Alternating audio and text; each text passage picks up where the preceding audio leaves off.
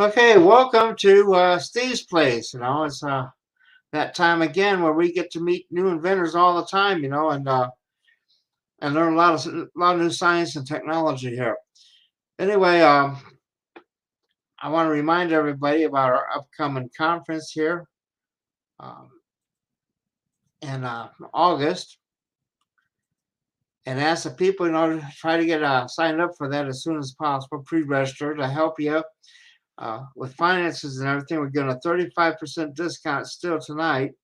So give us a call after the show, of course, and we'll get you taken care of. Okay.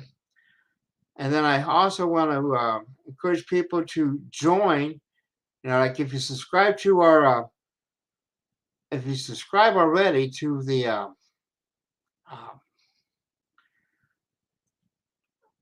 if you subscribe already to the YouTube channel, that's great.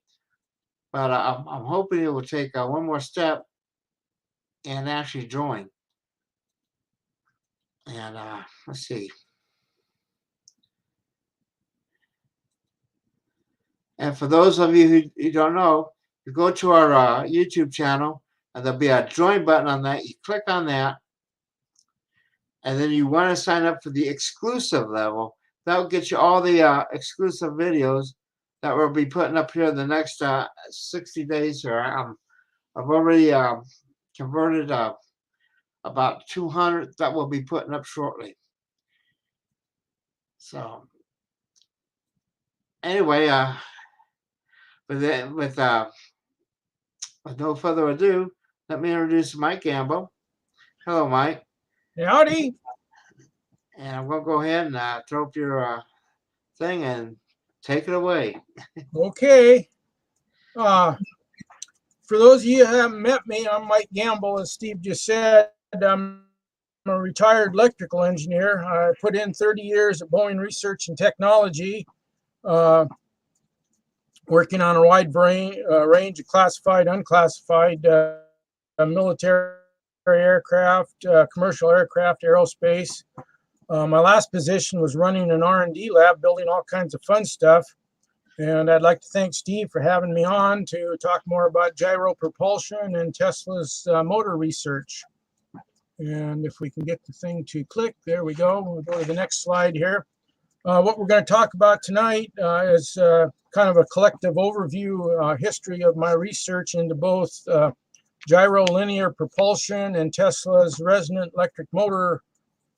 And like I said, it's only an overview. Each of the individual sections represent a complete conference and about a year's worth of research. And I just put a kind of a collage together. And all the individual presentations are all documented and archived on Tesla Tech, Coffee Conference, APEC, and some of them are even on the web. So if you see anything interesting, it's pretty well documented. We'll start with a little review on the gyro work.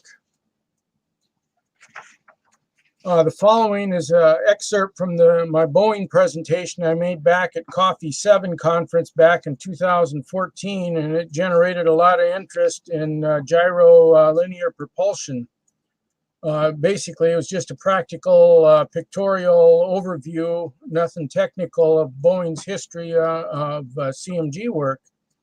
Boeing and other aerospace companies have been working on force-processed gyros for satellite station keeping since the early 60s. The big benefit is you don't have to carry any propellant. You just spin up the gyros. This is a picture of the place I used to work there. It's the Kent Space Center, Mount Rainier in the background. Little historic note there, the first stage of the Apollo Saturn V moon rocket was developed and tested here along with the lunar rover.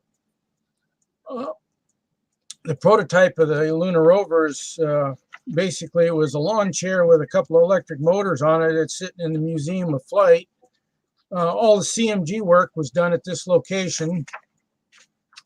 And we have a few old pictures here. This picture of the GNC control room, this is early 70s. If you look there, you'll see all the data is collected on strip chart recorders, and there's 9 of them pictured there. No digital PCs to be seen. They hadn't been invented yet. There's an analog computer the guy's playing with, and that's about it. This is a picture of the space room or black room. We could simulate most space conditions except for vacuum. There was air drag on the equipment, but the chamber was EMI, thermal, optical, acoustical, and gravity shielded. Where the gal's sitting there, control console, the air pad controls. There was a 20-foot square air pad with a little 4-foot finger sticking out on it that floated on air bearings, so all your vibration and gravity was nilled out. And then the room was EMI, acoustic shielded, optical and everything, so we could control it. There was also, we had Helmholtz coils in there so we could generate magnetic fields to simulate space conditions. There was a sun simulator. We could simulate the sun and everything. And then you see a little peep window there. That was the only way you could look in there. You look through the window there. It was like looking into space, because nobody was allowed in the chamber when it was running because it was too dangerous. So you could only look. And then the little square pad there was tied to the air pad so that you could take measurements with the theodolite there directly of the spacecraft, for very exact measurements, because it was all referenced.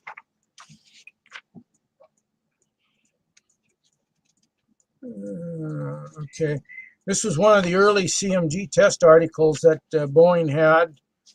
It was a little circular unit. It had small gyros on it. Can't really see them very well. Does my cursor show up? I don't see it. Okay. I guess it doesn't then. Anyway, date-wise there, it's black and white picture. The guy's got a white shirt, narrow tie, and an analog voltmeter. So this would be like early to mid 60s.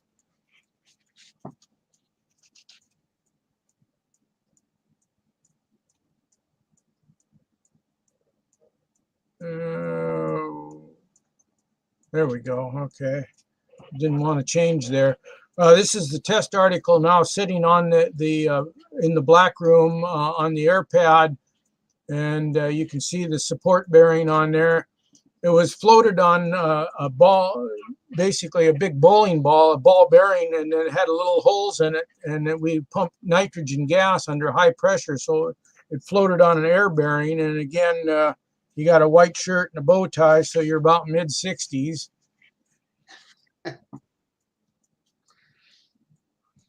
And now we get a little more modern here. This was the test article that was in use when I joined the group in 1995. Those gyros on there, the big red cans, those are 2-foot gyros. There's 4 of them. You can't see the ones in the back. I'll show you a rear view of it. But we used to call it old bug eyes because it looked like the head of an insect. And then you can see the sun simulator, that little rectangle in the back there. Okay, this is the rear view of it here. You see in the back 2 gyros now. And the reason nobody was allowed in there, if you look at the scratch marks on the floor, every now and then this thing got out of control. It weighed about 1,500 pounds, and the 4 gyros could make a couple hundred pounds of thrust. And so if the controller, which was just an analog thing, you see a lot of battery packs floating around there. We use those for ballast to balance the thing along with the weights and that. But I used to tell the boss if they'd put a chair up on top of that thing, it would beat any mechanical bull in town, because it could really get bucking up and down if things got out of control.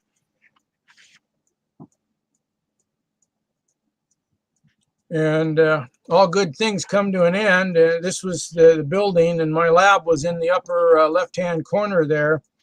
2001, there was a Seattle earthquake, and it just trashed everything. And my lab was scrapped there along with all the rest of the labs. If you see that rust-colored pile of scrap up in the upper left-hand corner, that's where the black room used to be. And they just trashed it. All the test equipment was scrapped and surplus. You've seen the big test article. They just took the gyros off that, shipped it to somebody else, and then the frame was just sent to scrap. And I can talk about it now because it doesn't exist. Where this building is sitting, presently Amazon has got a big warehouse sitting right there. That whole building doesn't even exist anymore. Okay, we'll dig into the gyros a little bit more. As a result of this presentation, when I presented it, the chairman of the coffee conference, Tom Vallone, twisted my arm to build a small demo unit of the gyro system. And that's what the next set of charts are going to show, is the progress of building that system. There's a couple examples here of control moment gyros. They range in size all the way from the small test labs on the left-hand side up to the big 4-footers that are on the International Space Station. Like I said, this system of propulsion, or whatever you want to call it, has been in use on many satellites, and it's also in use on the space station. It's been around since the 60s. Boeing wasn't the only one that developed it. Anybody that played with satellites usually had them on there because it's more reliable. It doesn't give as much thrust, but it's more reliable than using rockets or propellant. This was the first cut that I did on the prototype.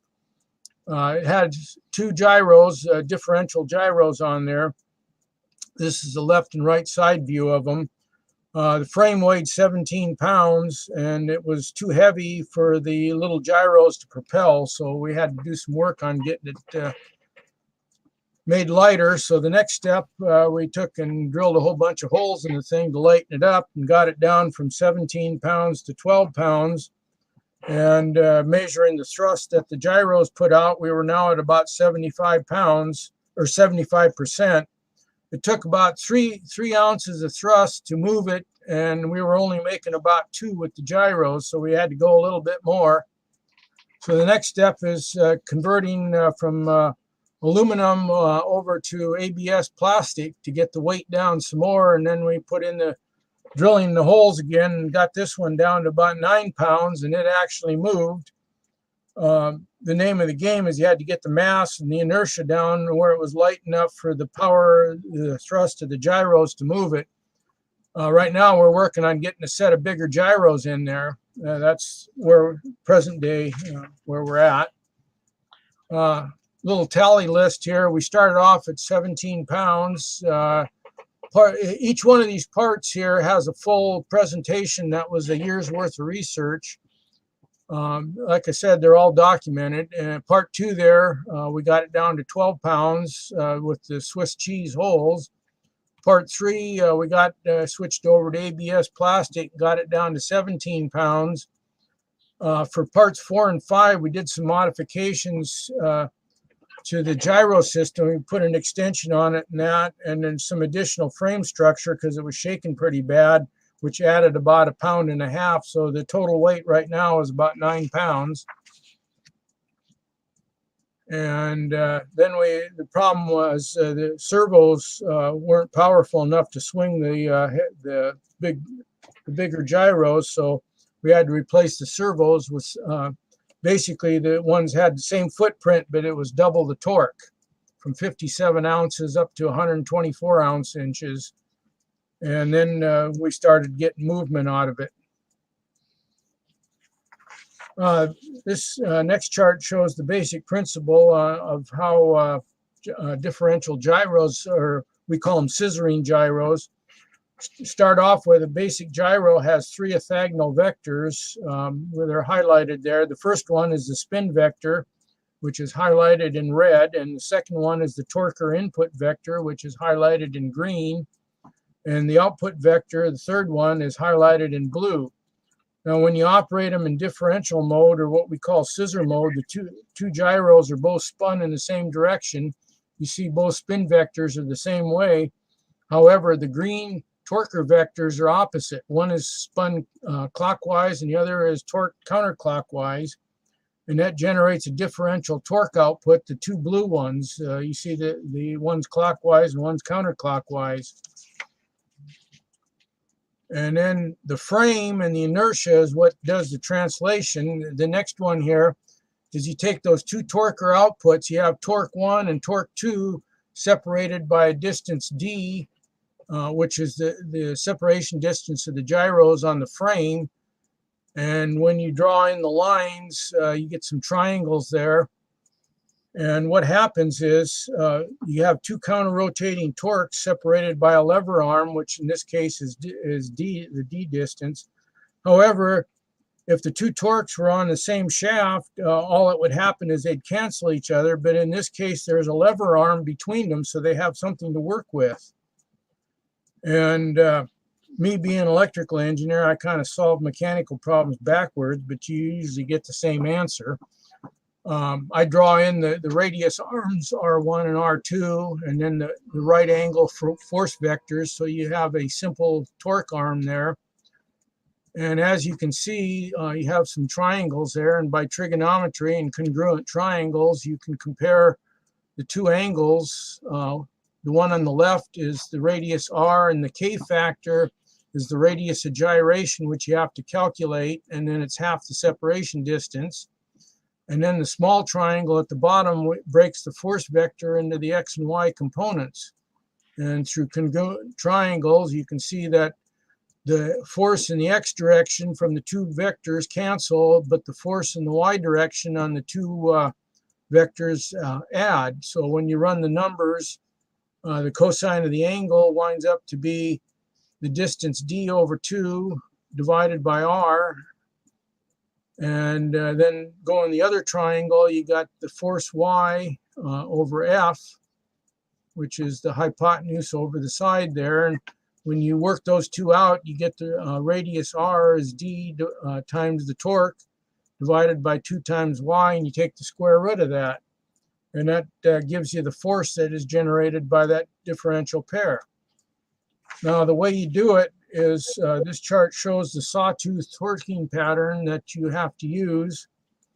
You go slow in one direction and fast in the other, and it generates a big pulse for the fast one and a little pulse for the return trip. One is the power stroke and the other is the reset.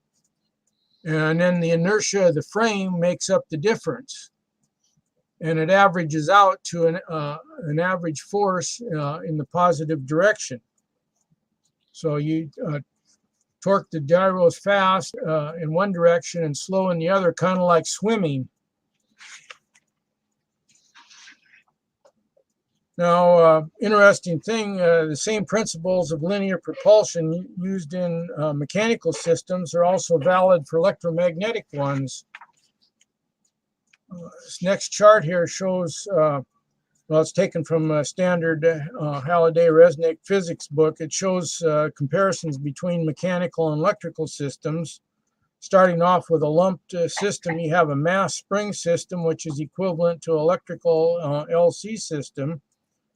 And then the distributed one takes an acoustic cavity and compares that to an electromagnetic one.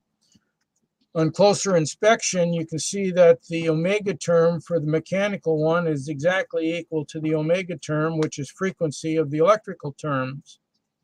And then the spring constant K is equal to the reciprocal of C, and the mass turns out to be equivalent to L, or the inductance, which is also equal to the magnetic field. So there is a direct comparison between electrical devices and mechanical devices. And for an example, we'll start with Tesla's electric motor.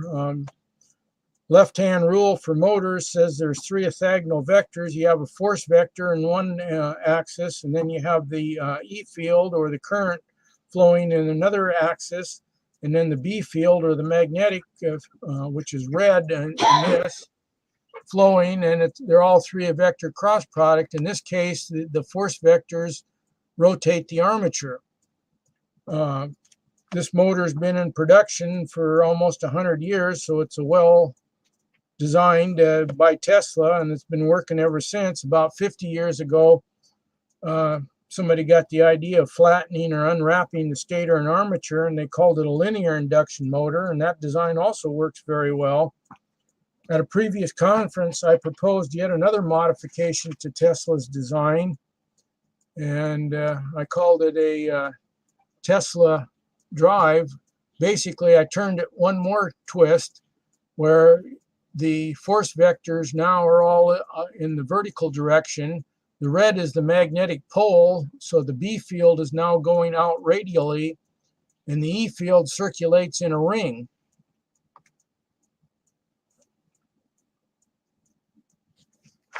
And the analysis of this shows that the rotating masses can be converted to rotating electromagnetic fields. And the design is still classified as an electric motor because the left-hand motor rule still applies with the three orthogonal vectors. The beauty of it is this propulsion system has no physical moving parts. It just has a magnetic pole and half wavelengths, an electric ring and whole wavelengths, and nothing really moves. So when you have mechanical systems, you always have mechanical failures. This movie title here, Back to the Future and Tomorrow is Yesterday, kind of says it all in our fast-paced run down the high technology highway. Sometimes it's a good idea to take a look back in the rearview mirror, see if anything's been missed or overlooked. Well, I did just that. I Googled electromagnetic propulsion, and I came up with this device. Genuine 1940 German Haunebu flying saucer brought to you by Adolf Hitler. It's got a nice picture there with dimensions, might even pass for a mechanical drawing, anything to it. Taking a look at the specs, they could have come straight out of Lockheed Skunk Works.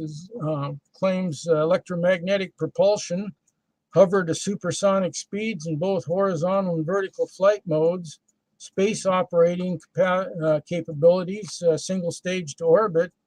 Those specs would be very good at today's date. As the Haunebus were too well documented to be called unidentified, either a UFO or UAP, I'll simply use the old term flying saucer. The first highlighted lift mechanism is a DC high voltage lifter, which generates about 10% of the force.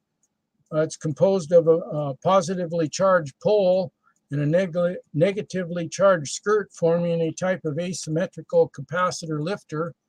Those have also been around for a while. The other highlighted lifter mechanism is the resonant high voltage AC lifter, which generates most of the thrust. It's composed of a resonant tuned central magnetic pole and a resonant tuned circular electric ring around the top of the craft there. Now we're doing a little analysis on how it works. The red arrows is a magnetic field program that I have in MATLAB, and then I superimposed the outline of the craft on top of that, and you can see some interesting things. And then the next one is I put in the electric ring there and the field that the ring would generate. And what you see there is the electric field is synchronized by induction because it's an induction motor to the B field. And then the E field below the skirt's actually zero. The program didn't quite nail that out. So above the skirt, the field is valid, but below the skirt, it's actually zero. And then the three waves are spaced around the electric ring. It's a standing wave. And then, of course, the potential lines show going out. But the thing that caught my attention was the electric ring just happens to be located exactly where the magnetic field goes horizontal. That's 0.2. If you look at the swirling magnetic field vectors, the red arrows, they're horizontal at the point that the electric ring is actually located. The next one is I put in the third vector, the force vector, on top of the electric field vector and the magnetic field vectors. And like I said, it's basically F is equal to E, the vector cross product of V and B, and which is your standard electric motor rule. The circled areas highlight the primary lift vectors, or the force vectors, up on top around the circumference of the ring. Now below the skirt, you see the force vectors are pretty much zero because the electric field is zero there. But that was the third thing that got my attention, is that's where the field vectors, the force vectors, go vertical, which is what you want if you want lift. And we'll conclude this section with the statement that if those pictures were a figment of somebody's imagination, they certainly knew what they were doing in the field of electromagnetics, as those numbers line up exactly. This was the same wow moment I had when I did my study of gravity research, when those numbers lined up right on the money. The one remaining loose end is, how did they do it with 1940s technology? It would be no small feat even at today's date to generate those substantial power levels. Little history on the Hannibal there. These were part of Hitler's wonder weapons program of World War II. They were not prototypes, they were actually production hardware. And they took part in many of his military campaigns and were known as voodoo fighters or VOO fighters by the Allied pilots. Also, Admiral Byrd had a little run-in with them down in Antarctica after the war in Operation High Jump. You can read his now declassified report, which reads pretty crazy. This research shows that not all flying saucers are of ET origin. I'd say some of them are built right here. As this design's 1940s vintage, I'm sure there have been many improvements made to it over the years. Now we'll discuss electromagnetic propulsion in more basic terms. This chart shows an airplane's mechanical propulsion system. As you can see, very basic format, but it brings out the points. The objective of the propulsion system is to accelerate the pilot, in this case, or driver, whatever you want to call him. The way it works is the engine, which is the prime mover, provides a force which accelerates the frame with an accompanying inertial loss. And that frame, in turn, accelerates the seat with another accompanying inertial loss, and the seat transfers this force to the driver with another accompanying loss, an inertial loss. And that's the force you feel when you step on the gas or turn the corners. As you can see, this mechanical system has a lot of losses and it's not that efficient, but that's what we got basically now.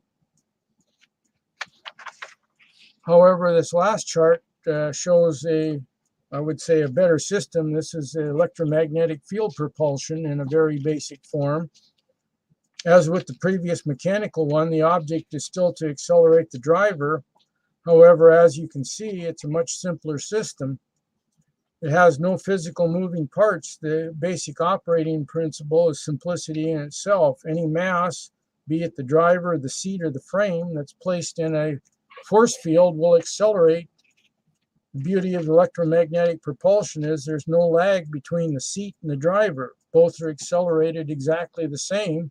Therefore, the seat can make any high-speed turns, and so does the driver, with no ill differential inertial effects.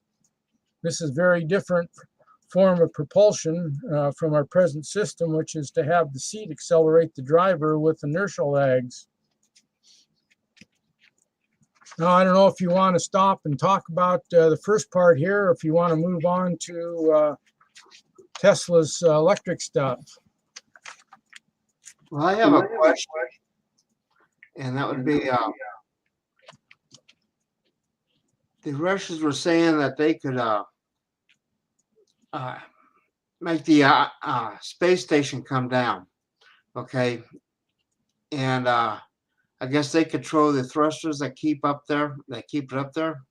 Yeah, there's a small, right now there's the gyroscopes, which are used for small maneuvers,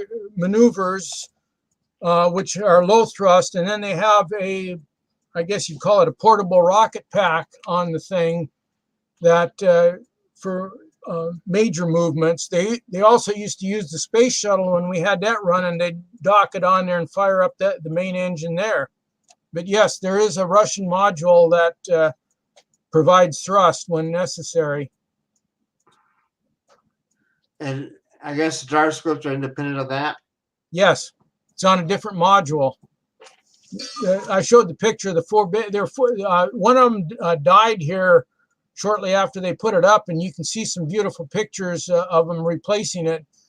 But there's a good picture of one of the astronauts maneuvering it around, and you can see exactly how big it is. It's 4-foot diameter, so it's almost as tall as a man. Okay. Well, I'd like to let people know, that we do have comments available. If you make a comment, it will show up here in the studio, and we can respond to that. You know, um, I'm also going to post a link. I think. Yes, I won't. Okay, now if you take and click on that link, you can come into the studio and ask your question in person if you'd so like to try that. This is something new we're trying out, so go ahead and try it if you want. And I guess we can go ahead and go on to the electric car now. Okay, so we'll move on to the next section here. This section is on the research that I've been doing with Tesla's resonant electric motor design. This is not Tesla car. This is Tesla the man.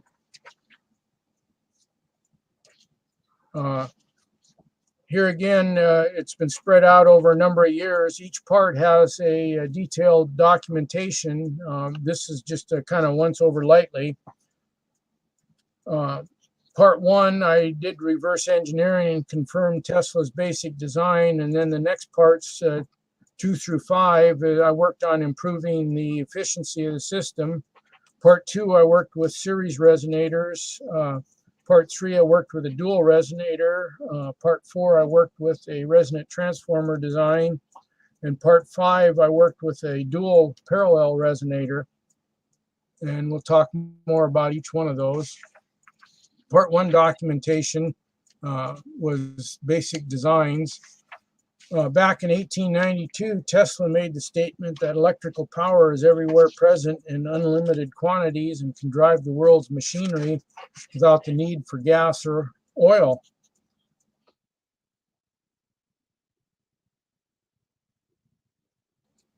Nobody believed him, but it's rumored in books and on the web that Tesla built and drove an electric-powered Pierce Arrow back in the early 1930s. Been analyzing him to see if there was any truth in him.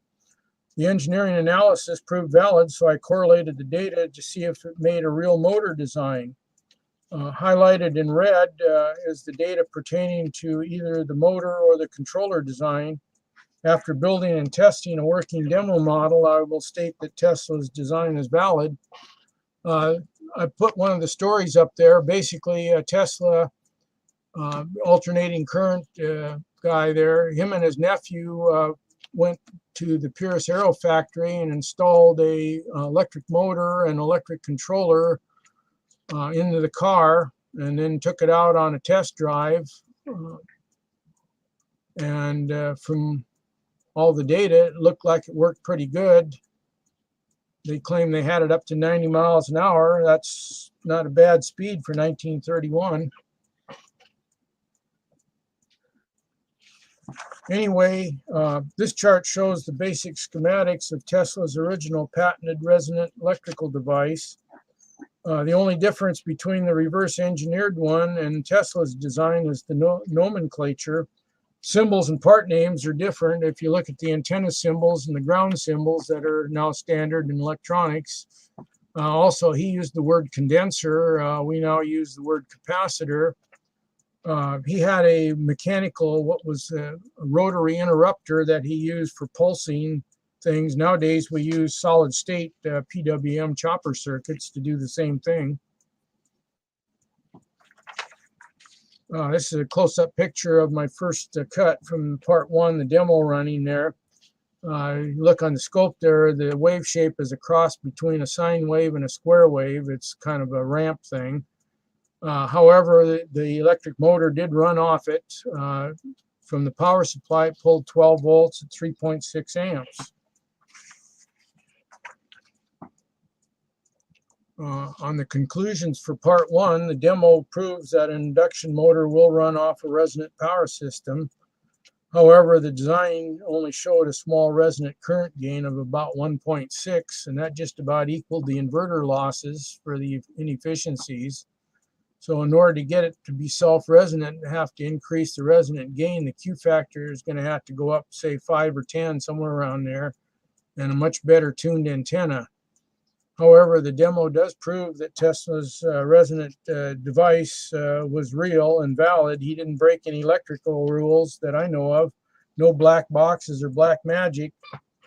And based on this research, my engineering experiences, a working demo model, and the many rumored accounts, I would have to conclude that Tesla actually built and drove the electric Pyrrhus Arrow as stated. And then we move on to part 2, the research and documentation. The part 2 design goals showed 2 different methods or ways to passively increase the resonant Q factor. Figure A there shows a large 10x inductor that is placed in series with the motor load, and this increases the reactive component without significantly increasing the real resistance. And the dual resonators, which is B, does a little bit different. It moves the motor out of the resonance circuit, and that reduces the real resistance without significantly reducing the reactive component. And the motor now becomes just a load between the 2 resonance circuits. Part 2, I implemented figure A, the series inductor, and part 3, I implemented the dual resonator system. So taking a look at, this was part 2 implementation. We have a series inductor, 6.61 Henrys in series with the motor load, connected through a 2-to-1 step-down transformer to the motor. And the total inductance is resonated against a 0.766 microfarad capacitor. And then the whole system is tweaked by spike inductors that are running at 60 hertz alternate phase from the Tesla inverter. And upon firing it up and running it, I had to boost the 15 volt power supply up 4 volts to 19 volts because the motor was running too low a voltage. And the wave shape was not a sine wave, it was distorted a little bit. You'll see that in the next picture here. This is a close-up view of the part 2 demo model running. You can see on the scope there the sine wave has got little spikes in it. Input power reading is 19.3 volts there at 5.3 amps. And part 2 conclusions is achieved a Q factor of 10.2, but that was a decrease from the calculated value of about 11.49 due to the non-symmetrical AC wave shape. Motor current was about 92% resonant current and only 8% input current. However, I ran into a few problems. I had to change the chopper switches from MOSFETs to IGBTs because the power losses in the FETs were much greater than that of the IGBTs. And then we had to boost the input power up about 4 volts to get it to run. And then we'll move on to part 3 research and documentation. This is the dual resonant system. This is the block diagram of it. Used a 4-to-1 transformer step down on the dual resonator circuits. Each one supplied half the power, so each leg there was 246 volts at 65 milliamps, and then the motor load was shared between them through a 4-to-1 transformer. Now, the only difference here, Tesla just used direct drive, and I'm going through a step-down transformer because I'm using small resonant circuits, which have a higher impedance. This picture here, the dual resonant running on the bench here. And you can see I got a little bit better antenna and stuff from the first cut. It's a close-up view of the dual resonant system running. You see the wave shape on the scope there has three very nice sine waves. You have the two big ones, which are the phase A and phase B resonators. The small one in between is the motor load, which is about half power. And they're all synchronized very good at 60 hertz, and they're very symmetrical.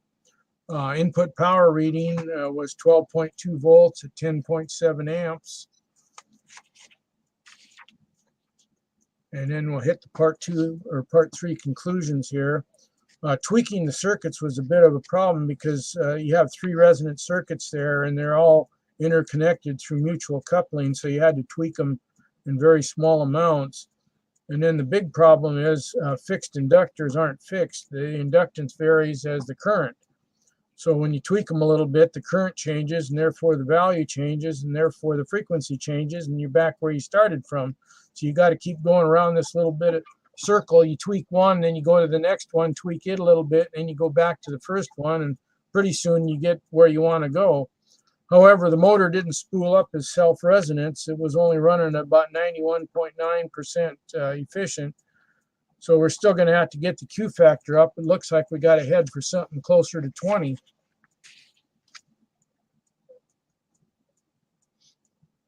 The dual resonators had very good efficiency. The dual one had 12.5 Q factor. The series resonant was a little lower at 10.1. However, to boost the efficiency from 91.9 to 99.8, which is what it's going to take for self-resonance, in engineering, achieving that last 10% usually requires 90% of the effort, so I got a ways to go. This low current demo also uses a lot of iron. There was 4 inductors and 2 transformers involved, which might not be too practical for high current systems if you were going to run a big electric motor.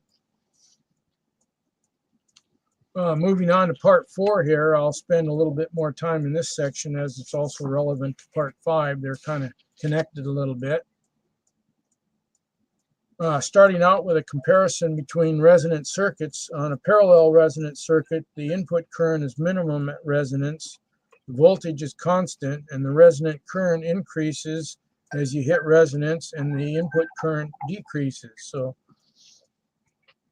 parallel or a series resonant circuit, the input current is maximum resonance, the resonant current is constant, and the voltage increases. However, they both use the same formula for calculating frequency, which is 1 over 2 pi the square root of LC. Moving on to the block diagram of the transformer resonant circuit. I used a normal isolation transformer, but I didn't hook it up in the normal way. Input was 230 volts at 235 milliamps, and the output is 115 volts at 470 milliamps. But the transformer's input is wired directly to the output, so it functions more like an auto transformer rather than an isolated transformer. However, it gives 2-to-1 step-down ratio using a 1-to-1 turns ratio, which is a little weird, but it works. And the schematics can also be drawn in different configurations. However, both of them are the same, and they're both valid representations. So now we dig down into the series resonant design part a little bit. And we start with I use MATLAB and Simulink to do the design work. This happens to be MATLAB. I'm tweaking for a 60 hertz operation. The red is the current, the blue is the input voltage, and the purple there is the motor voltage. So you see the current lines up exactly at 60 hertz there at resonant point. The input current is a little bit before, and the output current is a little bit after. Because the Q of the circuit is not very high, it's fairly low. The bandwidth is wide, so the resonant point is wide, so there's some slop in the system there. However, it does fire up and run. Resonance 6.8 microfarad cap against 746.92 millihenries, and that part did work.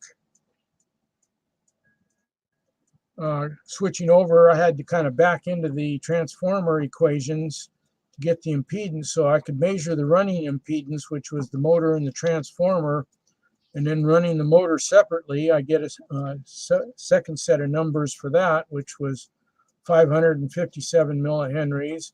So you take the total running impedance, which is the motor and the transformer, subtract out the motor, and you're left with what the transformer is supplying, which is 189 millihenries and 30 ohms.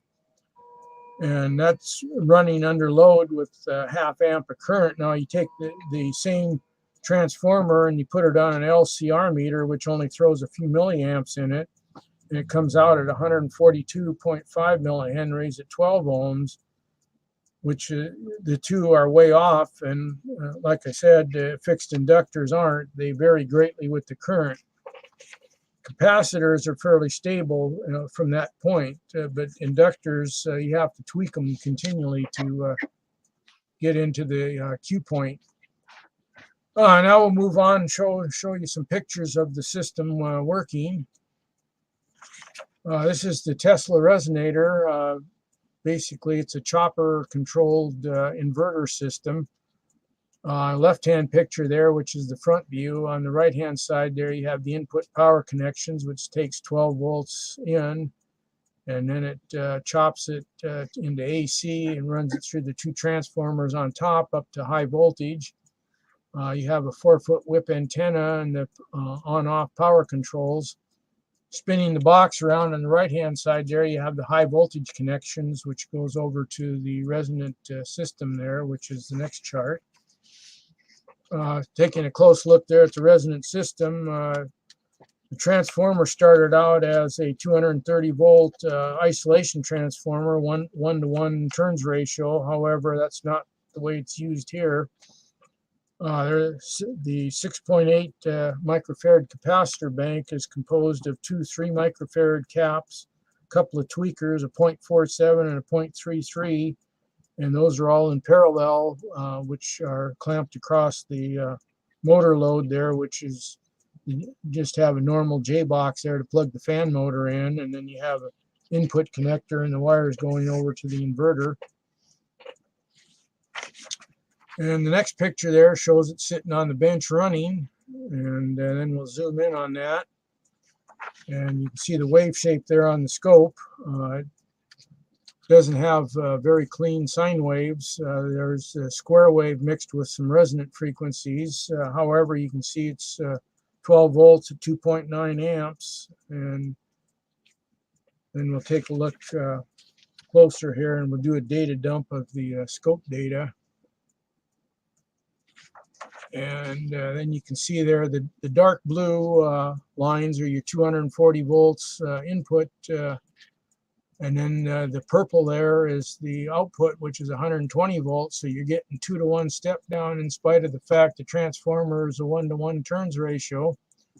The yellow there is the current. As you can see, it's about 300 milliamps, and it's in phase with both the input and output. So the entire transformer is resonating rather than just the load. And then going to the output of the transformer, the yellow there, which is the most sinusoid of all the wave shapes there, that's the capacitor voltage. And then the motor voltage, which is light blue, that's spiked.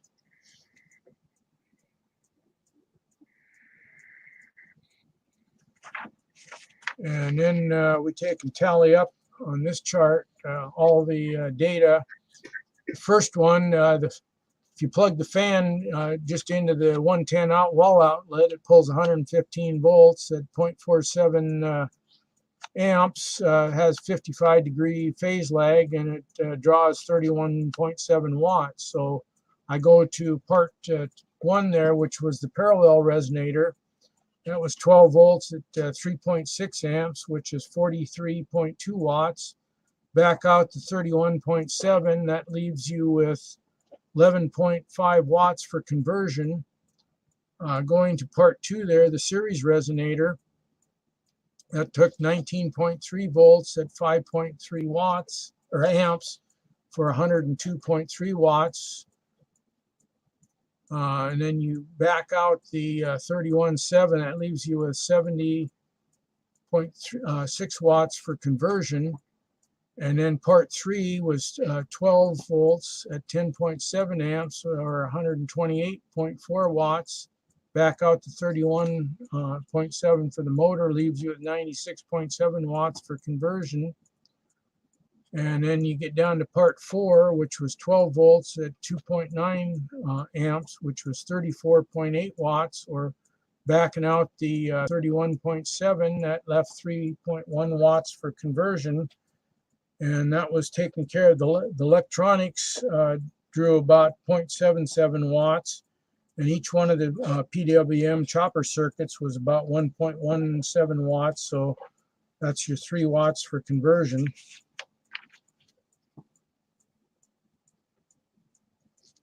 Now, I've tried many different LC combinations from big capacitors to big inductors. I think I kept Hammond Manufacturing in business there for a little while. However, none of these passive LC combinations have achieved a Q factor higher than 15. So to shoot for 20, we're going to have to do a little bit more work. Conclusions for part 4, changing to a series resonant load greatly reduced inverter losses. We're down to 3.1 watts, which is pretty good. As you can see on the numbers, we're running about 91% efficient and only about 9% losses. And this proves that a resonant transformer design is much more efficient than a non-resonant or a regular transformer. Because the whole load, or the transformer plus the load, resonates rather than just the load. And then moving on to part 5 here, this is the research for the dual parallel resonator. And the schematics can be drawn in a couple of ways. One emphasizes the parallelism, and the other is for circuit analysis. And here again, they look different, but electrically they're both the same.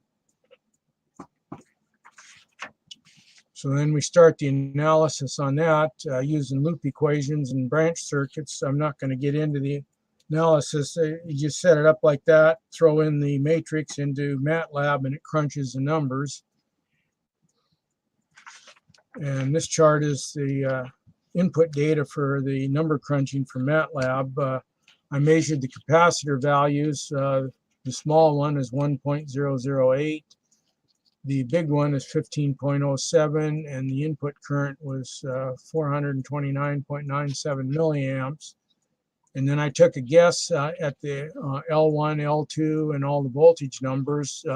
What's in blue there, MATLAB will actually calculate all the real numbers, which is on the next chart here. So my initial guess wasn't too far off on some of them, but anyway, the input voltage came out pretty close on the money. What I measured with just a VOM was 62.6. MATLAB has it at 62.64. The motor voltage was reading 120 volts AC. MATLAB says it's a little lower than that, 118.8. My V2 voltage, I was reading low, 91.5. And MATLAB calculated it 97.5. Now the inductors, I had a 3 Henry inductor. However, MATLAB says it was only running at 2.1 Henries at 5.5 ohms. And the motor, which I measured on the power line at 557 millihenries, was actually running at 621.7 millihenries. So the inductance varies greatly with the current load that you run through it. And that's why it's hard to tweak. Going back to the circuit equations, MATLAB also fills those in for you, so you can go down and measure all the currents and voltages. Not going to dig too much into that. This picture here shows that there's 2 resonant points because it's a dual resonator. The inductor has a very tight Q down at the low frequencies, 28.29 hertz. You see it's a very narrow spike. and the motor resonates up at 207 hertz with a very wide bandwidth because it's low Q. And the magic point is at 60 hertz. There's three little dots. We'll zoom in on those. This is the operating point that you're after. And what happens with the first resonator, you see the big blue spike, which is the input voltage, spikes way up when you get down to that resonant point. But when you get on the high side of the first resonant point, the blue drops down below the black line. The black line is the motor voltage. So the input voltage is about half of what the output voltage is when you just come off that first spike, the resonant spike. And then it climbs up to that second spike, but you don't want to go that far. You want to work right down at the bottom there of the blue curve, which is, you want to set that at 60 hertz. So then we'll run some pictures here of the dual parallel resonance system here. So you have the 3 Henry inductor, which according to MATLAB is only running a little over 2. That resonates against a 15.07 microfarad cap. And then the small cap, 1.08, is actually two microfarad caps in series. And then that goes to the J box where the fan plugs in. And then you got the input connector, which runs the over to the input power. And I'm using a varactor right off the AC line to control AC voltage. There's a picture of it sitting on the bench running, and you see the scope there. And we'll zoom in on that to start with to get pictures of it going. And as you see, it's very nice sine waves. The current has just a little bit of harmonic offset, but it's in phase with the voltage. We'll get down here to the detailed picture of the data dump. The red is the motor voltage, which you can see leads the input voltage a little bit. Current is the blue is lined up very good. So we're running in phase and at resonance with the transformers and the inductors. The green is the resonant current in the resonant inductor circuit there, the low frequency inductor. That's pushed back, lags the input. And it's all very nice sine waves, so that it runs very good on the motor. Now we'll go back to adding up all the numbers here. We already went down through part 4, so we just add part 5 to the system here, the dual resonators. Now that ran at 62.6 volts, and it pulled 0.43 amps. That generated 26.9 watts. So when you back out the 31.7 for the motor, you're left with a negative 4.8 watts that didn't come from the power supply, but was generated by the system resonance.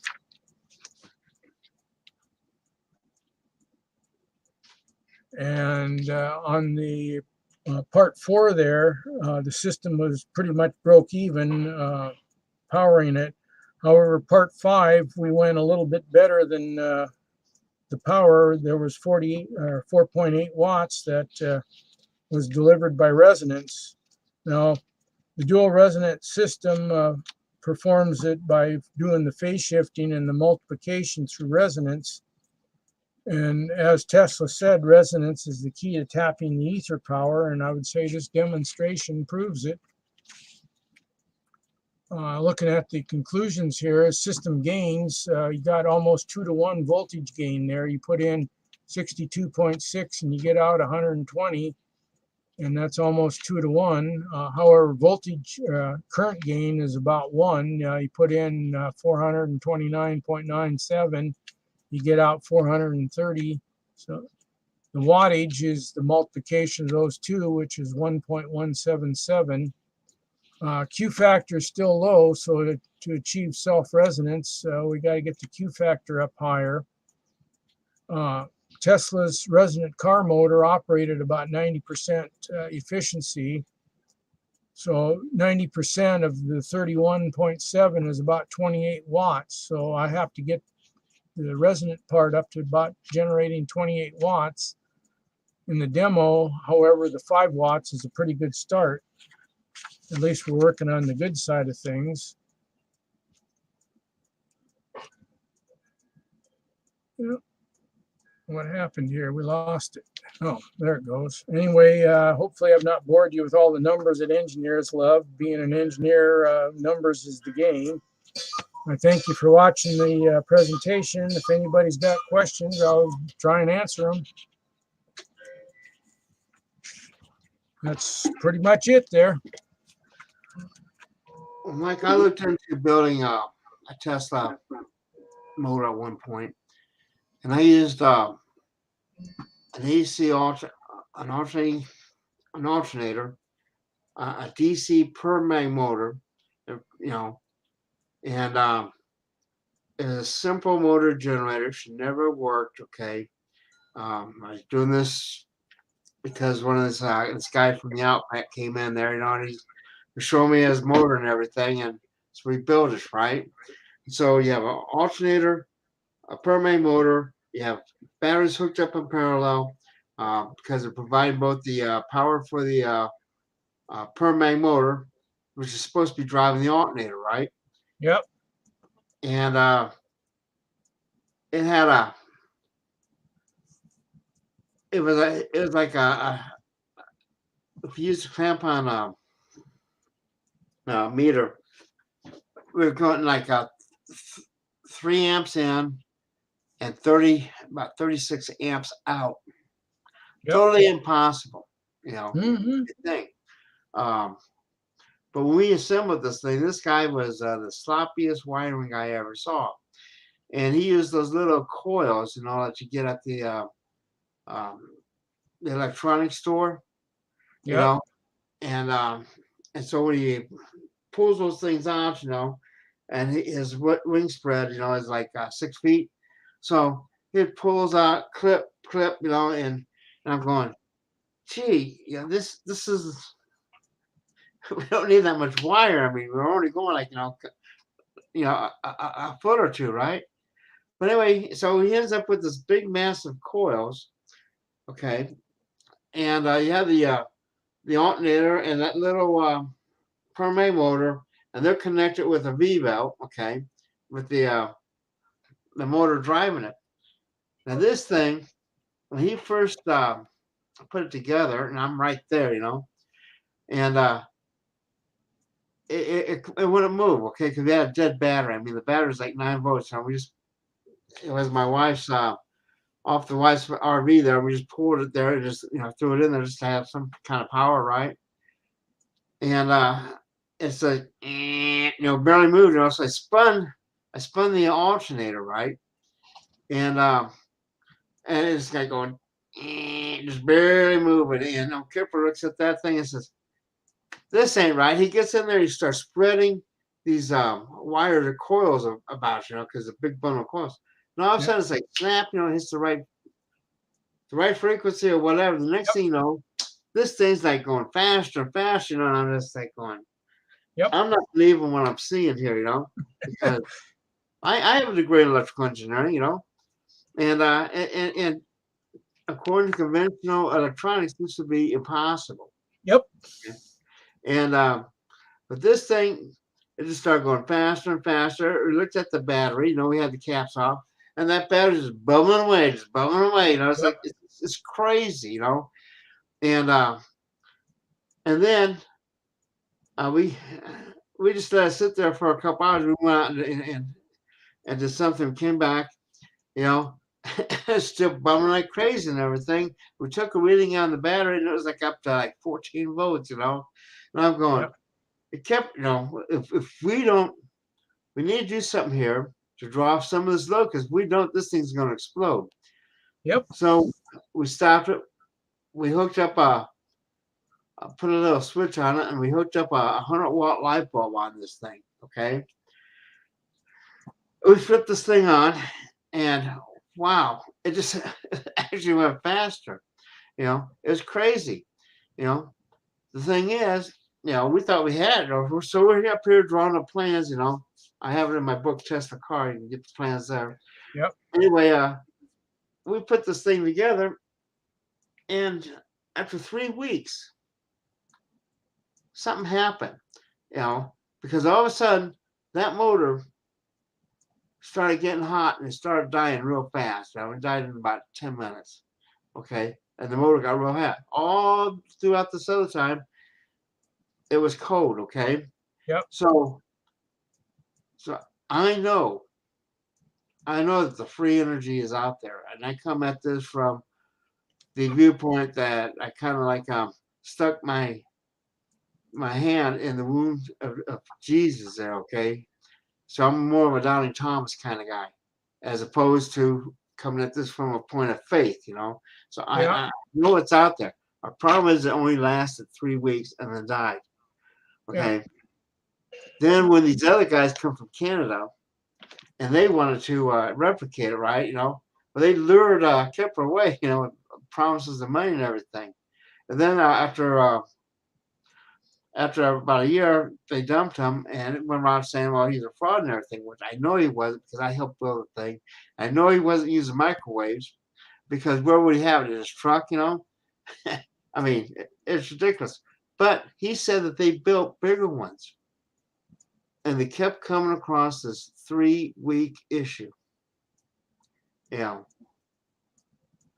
So that's my Tesla car story. That's what I worked on. Well, I've been able to duplicate some of that. Resonance is the key. What the problems are, some of the points I didn't cover is if you look on the frequency charts, the resonator is running negative compared to the input voltage, but it's not quite 180 out, which would be 60 degrees or 180 degrees plus the 60 from the motor. It's running about 28 degrees. So the frequency is double for the half cycle, which puts it out of phase. So you have phase inversion going on there. And then you have the resonant tuning, which is the tricky part. And if you miss the resonance, you can hear it when it hits resonance. The transformers start humming really good. And if you run it too long, they will get hot and not quit working, as you say. There is some strange effects there. I'm not sure what it is, but I will vouch for it. Well, I've noticed strange effects also. There's something going on there that isn't documented. When you come to the conference this year, I'll have to show you my book and everything, and you can kind of look at it. I got it. You already sent me a copy of it. I have it. It's a very, very simple circuit, It should never work. The only thing I figure out, you have 4 6-foot antennas there, and it has something to do with that 6 feet. I'm sure of it. That thing about Tesla's car that you had earlier with Peter Salvo. He's supposed to use a 6-foot antenna. Yep. Okay. And if you go to the old radio manuals, they tell you don't touch a 6-foot antenna because it kill you. And so I'm sure it has something to do with some kind of energy field that can be accessed with a 6-foot aperture. Well, 6 feet is about 140 megahertz. If you do for a 6-foot vertical antenna, it's about 140 megahertz. So you're up there a little bit. That's what, CB band or shortwave or something up that way. But the Earth has an energy field around it, and if you can tap it right, you can get the power, I'm sure. I have no doubt about that at all. The thing is what happens to the power afterwards? Like, is it like a self-annealing field? Like you throw a big rock, into like a tar pit, right? And it has a hole in it, fills itself in after it. Maybe the hole is like 3 weeks long. Well, it could be. There's a lot more to it, I'm sure. I mean, there's a lot of guys studying, your what do you call it, particle physics and all that, quantum mechanics and all that, which say that there's a whole bunch of little itty bitty stuff going on, in the background or whatever you want to call it. And some of that, I'm sure, has something to do with it. Well, I think the more that we do, the less that we know, So I don't know. I'm looking forward to this year's conference, and I hope like everybody else comes out there. What do you like about the conferences most of all? Well, I like mainly talking to a live audience. Just talking to the screen, kind of, a little bit dull, but live audience is much better. And then the other one, at your conference there, you have what do you call it, a social hour there in the evening, where you sit down and have dinner or supper or whatever with just about anybody. And I've made quite a few international friends through the years that I've been over in Athens, and German Dr. Thorsten Ludwig. I've met him. Matter of fact, he sent me a German book on Tesla. Had a little trouble reading it because it's in German, so I had to use Google Translate. But my work has made it that far over there, so he was quoting some of my stuff there. And but yeah, I've met a lot of international people, and of course, last year when the governor there shut down, no international flights into New Mexico, that kind of put the kibosh to an international conference.